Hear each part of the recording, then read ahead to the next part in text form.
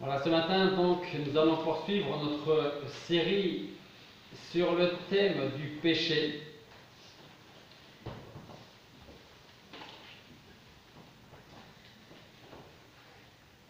Et pour vous parler de ce nouveau péché subtil, je voudrais que nous lisions ensemble un passage qui se trouve donc en Luc, chapitre 17, versets 11 à 19.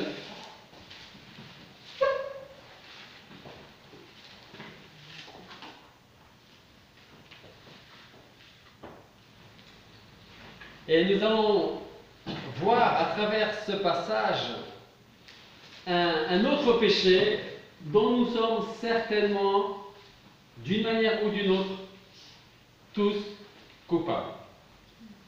Luc chapitre 17, c'est versets 11 à 19.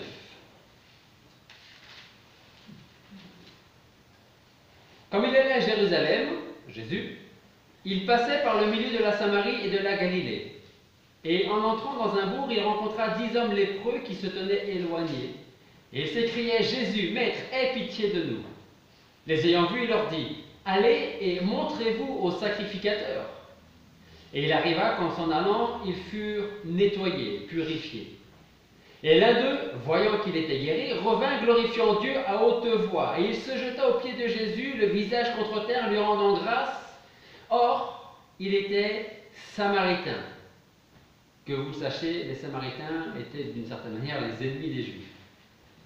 Jésus, prenant la parole, dit: Tous les 10 n'ont pas-ils été guéris? Où sont donc les 9 autres? Il ne s'est trouvé que cet étranger qui soit revenu donner gloire à Dieu. Alors, il lui dit: Lève-toi, va, ta foi t'a guéri. Prions.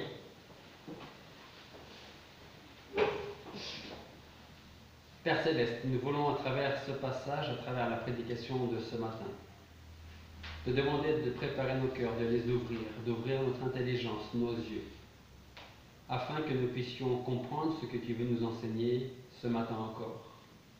Être délivrés de ces péchés subtils qui peuvent vivre en nous, Seigneur, et que parfois nous ne voyons pas comme étant un péché.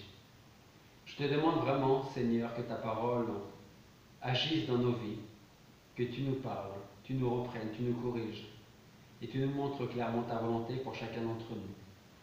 Merci de nous permettre d'être dans ta maison ce matin, et c'est en ton nom que nous te prions. Amen. C'est donc à travers l'exemple de ces hommes atteints de la lèpre que je voudrais vous parler ce matin d'un péché. Est-ce que vous avez une idée du péché en question en ayant lu l'histoire des 10 lépreux? L'ingratitude. Alors j'ai une première question.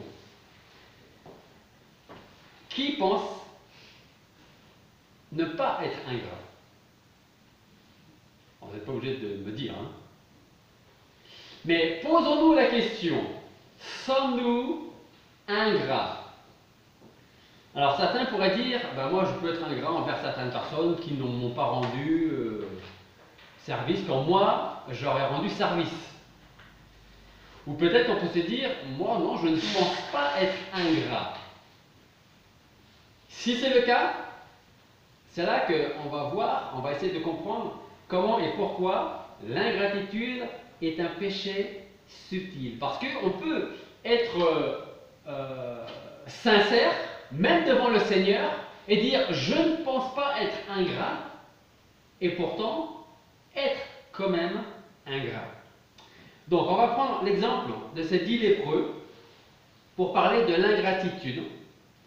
Et une chose que nous pourrions dire, c'est que si ce miracle avait eu lieu aujourd'hui, s'il y avait ici dans cette salle 10 lépreux, si vous faisiez partie de ces lépreux et que le Seigneur vous aurait guéri de la même manière qu'il a guéri il y a un peu plus de 2000 ans ces 10 personnes, probablement que vous seriez revenus voir le Seigneur et lui dire merci. Probablement, je veux croire ça. Ok? Ça veut dire que on peut dire, mais ce passage qu'on a lu vis-à-vis des lépreux ne me concerne pas trop parce que moi, si le Seigneur me guérit d'une maladie ou d'autre chose, je vais lui rendre gloire. Donc ce texte-là ne me tue pas directement. C'est possible. De ce fait, nous pourrons dire que on ne se reconnaît pas dans cet exemple-là. Et pourtant, posons-nous la question de savoir si nous ne sommes pas tout autant coupables de ce même péché d'ingratitude. Il est vrai que la guérison de ces 10 lépreux a été, à son époque, un véritable miracle de la part de Dieu. Là-dessus, il n'y a pas de souci, on est tous d'accord avec cela. Mais quand on compare ce miracle de la guérison de ces 10 personnes avec les paroles de l'apôtre Paul, qui nous dit en Éphésiens chapitre 2, versets 1 à 9, par exemple, passage qu'on a lu ce matin durant l'étude, Éphésiens chapitre 2, versets 1 à 9, nous lisons « Vous étiez, comment? Morts. » On revient voir les 10 lépreux. Est-ce qu'ils étaient morts? Non, presque. Mais le presque n'est pas oui. Ici, Paul dit, vous étiez morts, ou c'est le Seigneur qui parle à travers Paul, dans vos fautes et dans vos péchés. Ces péchés dans lesquels vous avez marché autrefois, selon le train de ce monde, selon le prince de la puissance de l'air, de cet esprit qui agit maintenant dans les fils de la rébellion, parmi lesquels nous vivions tous autrefois. Selon quoi? Les convoitises de notre chair, en accomplissant les désirs de notre chair et de nos pensées. Et nous étions par nature des enfants de colère comme les autres. Mais Dieu qui est riche en miséricorde, à cause de la grande charité, du grand amour dont il nous a aimés lorsque nous étions morts dans nos fautes, il nous a rendus à la vie ensemble en Christ. C'est par la grâce que vous êtes sauvés. Ça ne s'arrête pas là. Paul dit encore, le Seigneur nous a ressuscités ensemble et il nous a fait asseoir ensemble dans les lieux célestes en Jésus-Christ, afin de montrer dans les siècles à venir les immenses richesses de sa grâce par sa bonté envers nous en Jésus-Christ. Car vous êtes sauvés par la grâce, par le moyen de la foi, et cela ne vient pas de vous, c'est le don de Dieu. Ce n'est point par les œuvres, afin que personne ne puisse dire « moi je mérite d'être sauvé ». On peut considérer ce miracle-là, que nous lisons dans l'épître de Paul aux Éphésiens, comme encore plus grand que le miracle envers les 10 lépreux. Et c'est ici que nous allons considérer le péché subtil de l'ingratitude. J'ai quelques questions. 2 questions. Combien de fois avons-nous remercié aujourd'hui le Seigneur pour son salut? Combien de fois lui avons-nous dit merci pour la vie que nous avons aujourd'hui? Alors on peut se dire, oui mais hier j'ai tellement dit, je ne voudrais pas me répéter. Et pourtant, est-ce qu'il n'y a pas des passages dans la parole de Dieu qui nous invitent, qui nous encouragent à nous répéter pour dire merci? Je vais vous en donner au moins 2. 1 Thessaloniciens chapitre 5, versets 17 et 18. Encore Paul qui parle là, et il dit « Rendez grâce en toutes choses ». 1 Thessaloniciens 5, 17 et 18. Rendez grâce en toutes choses. Pourquoi? Paul donne la réponse et dit « Parce que c'est la volonté de Dieu en Jésus-Christ à votre égard ». Alors on pourrait se dire, oui mais ça ne veut pas dire qu'il faut le faire tout le temps. Pourtant le verset 17, parce que je vous ai lu que le verset 18 il me semble, le verset 17 nous dit, il y a 3 mots. Prier sans cesse. Pour faire quoi? pour rendre grâce en toutes choses, parce que c'est la volonté de Dieu en Jésus-Christ à votre égard. Et puis il y a cet autre passage en Éphésiens chapitre 5 verset 20, dans lequel Paul là nous dit « Rendez grâce toujours pour toutes choses à Dieu le Père, au nom de notre Seigneur Jésus-Christ. » Donc entre prier sans cesse et rendez grâce toujours pour toutes choses à Dieu le Père, je répète mes deux questions. Combien de fois avons-nous remercié le Seigneur depuis que nous sommes réveillés ce matin pour son salut? Combien de fois lui avons-nous dit merci pour la vie que nous avons? La vérité est que c'est toute notre vie qui doit être une action de grâce. C'est quoi une action de grâce? Parce que moi je veux bien que ma vie soit une action de grâce, mais si je ne sais pas ce qu'est une action de grâce, ma vie ne sera jamais une action de grâce. C'est quoi une action de grâce? C'est très simple. C'est dire merci. Tout simplement, dire merci. Pourquoi? Parce que le Dieu qui a fait le monde et toutes les choses qui s'y trouvent est le Seigneur du ciel et de la terre. Et il n'habite point dans les temples bâtis de mains d'hommes. Il n'est point servi par les mains des hommes, comme s'il avait besoin de quelque chose. Et Luc, là c'est dans Actes chapitre 17, verset 24-25, ce que je suis en train de vous lire. Luc dit, lui qui donne à tous la vie, la respiration et toutes choses. Lui qui donne à tous la vie, la respiration et toutes choses. Actes chapitre 17, versets 24 et 25. Ça veut dire quoi? La respiration et toutes choses. C'est quoi ces toutes choses? Je vais vous en donner juste quelques-unes de ces choses. Notre souffle, notre respiration est un don de Dieu. Notre vie est un don de Dieu. Ce que nous avons est un don de Dieu. Notre sagesse, plus ou moins importante, est un don de Dieu. Notre intelligence, plus ou moins importante, est un don de Dieu. Nos dons sont un don de Dieu. Alors pourquoi l'ingratitude serait un péché subtil? Parce que parfois nous allons peut-être penser que si nous avons eu la possibilité ou si nous sommes en train de faire de longues études, c'est parce qu'on est intelligent. C'est possible, hein? Je n'étais pas fait moi pour faire de longues études. Hein?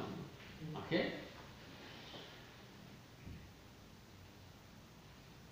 On peut se dire donc, je fais ou j'ai fait de longues études. Et c'est grâce à mes compétences intellectuelles que j'y suis arrivé. Peut-être.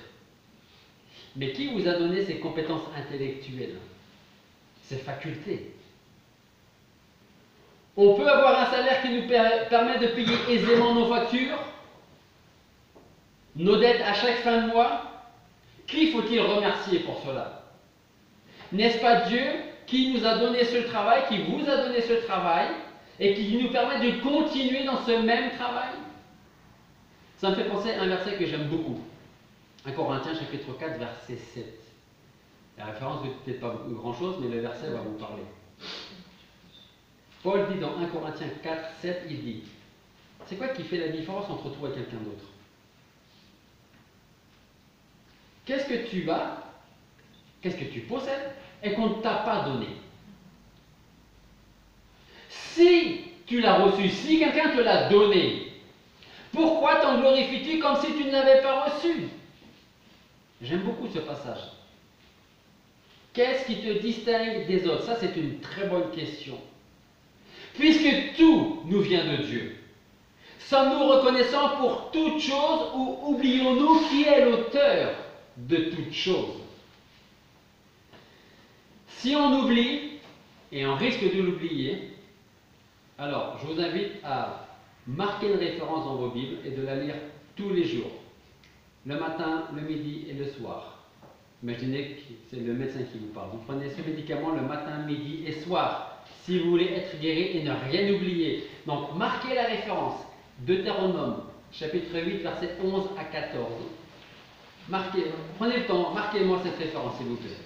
Toutes les autres, si vous voulez, mais Deutéronome, chapitre 8, versets 11 à 14 et les versets 17 et 18. Voilà, et on va prendre le temps de chercher ce passage. Deutéronome, chapitre 8, versets 11 à 14 et les versets 17 et 18.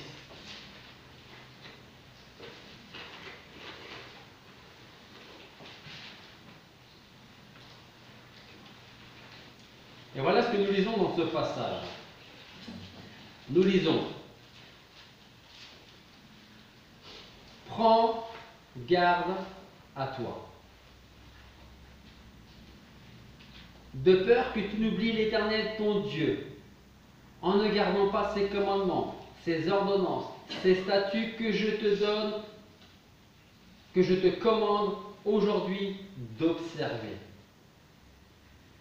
Donc, prends garde à toi, et la suite du verset, c'est de peur qu'après que tu auras mangé, que tu sois rassasié, que tu auras bâti de belles maisons afin d'y habiter, que ton gros et ton menu bétail se sera multiplié, que tu auras acquis beaucoup d'or et d'argent, et que tout ce que tu as se sera accru. Prends garde à toi parce que ton cœur risque de s'élever et que tu n'oublies l'Éternel ton Dieu, lui qui t'a retiré du pays d'Égypte, de la maison de servitude. Versets 17 et 18. Et que tu ne dises en ton cœur: tout ce que j'ai, tout ce que je possède, ma grande maison, tous mes biens, c'est ma puissance et la force de ma main qui m'ont permis d'acquérir tous ces biens.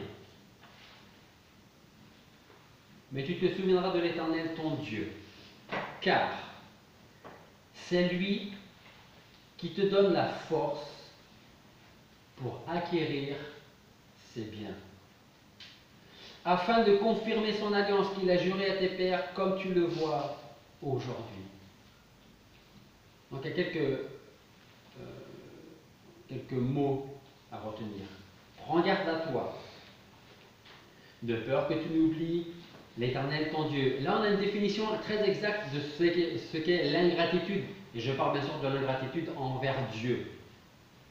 Prends garde à toi, car après que tu auras mangé, que tu seras rassasié, que tu auras bâti de belles maisons pour y habiter, que tu auras acquis beaucoup d'argent et d'or, et que tout ce que tu as se sera accru, alors que ton cœur ne s'élève et que tu n'oublies l'Éternel, ton Dieu. Tu te souviendras de l'Éternel parce que c'est lui qui te donne la force pour acquérir les biens que tu possèdes. C'est ça l'ingratitude. L'ingratitude, c'est Deutéronome et c'est 1 Corinthiens chapitre 4 verset 7. Tout ce que tu as, tout ce que tu possèdes, tes dons, tes qualités, tes facultés, tout ça, ça vient de Dieu et de lui seul. Ce passage me fait penser à un autre passage similaire que l'on trouve dans l'évangile de Luc aussi. C'est la parabole de l'homme riche. Vous avez tous entendu parler de cette parabole. Cet homme qui pense que tout ce qu'il a acquis, il le doit à lui et à personne d'autre. Donc, entre 1 Corinthiens chapitre 4 verset 7, Deutéronome et cette parabole de l'homme riche, il faut que nous puissions réaliser que nous aussi, nous pouvons tomber dans l'ingratitude. Dans le péché de dire, ce que j'ai, je ne le dois à personne. Qui n'a jamais dit ça? Qui n'a jamais dit, ce que j'ai, moi je le dois à personne? On le doit certainement à personne d'humain, mais on le doit à Dieu, qui nous l'a donné.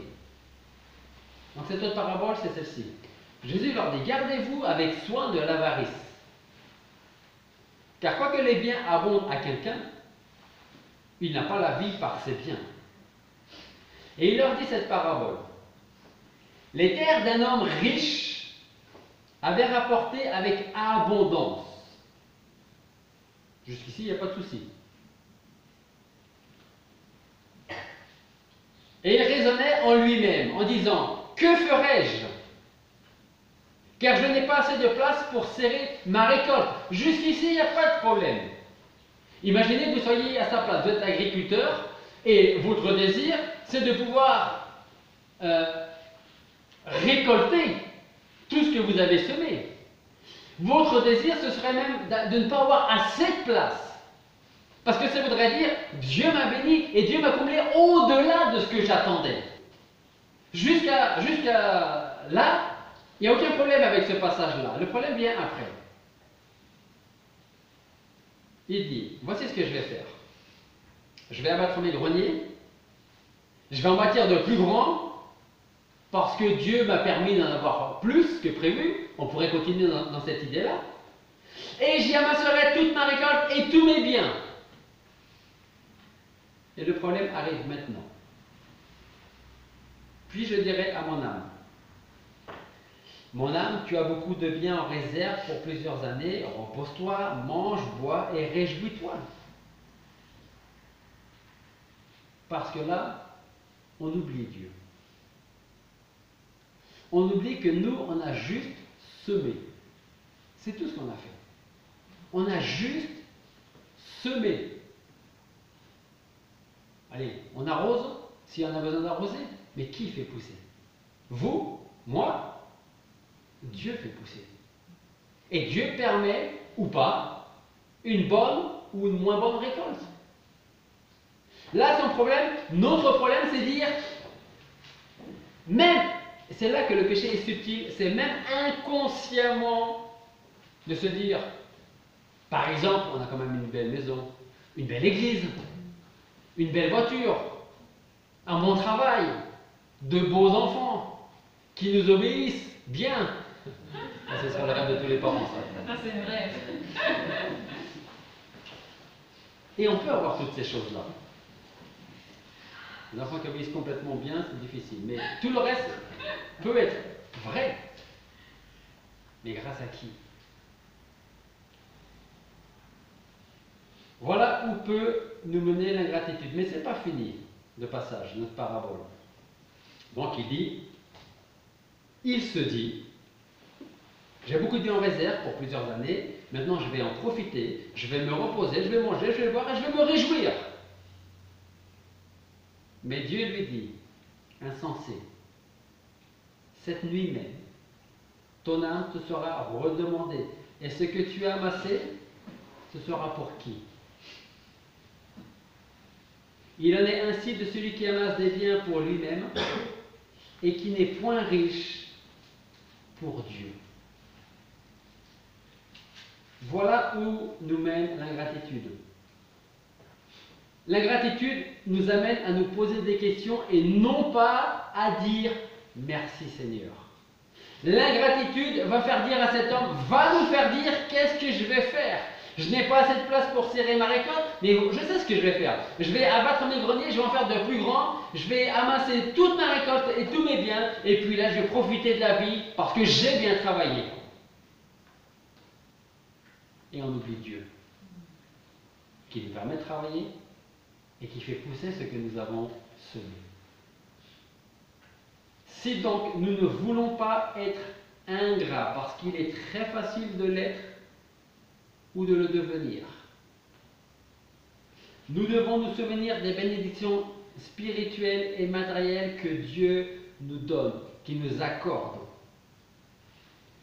Et c'est pour cela que nous devons aussi nous souvenir de ces paroles du Seigneur quand il nous dit « Tu aimeras le Seigneur ton Dieu de tout ton cœur, de toute ton âme, de toute ta pensée. » C'est là le premier et le grand commandement.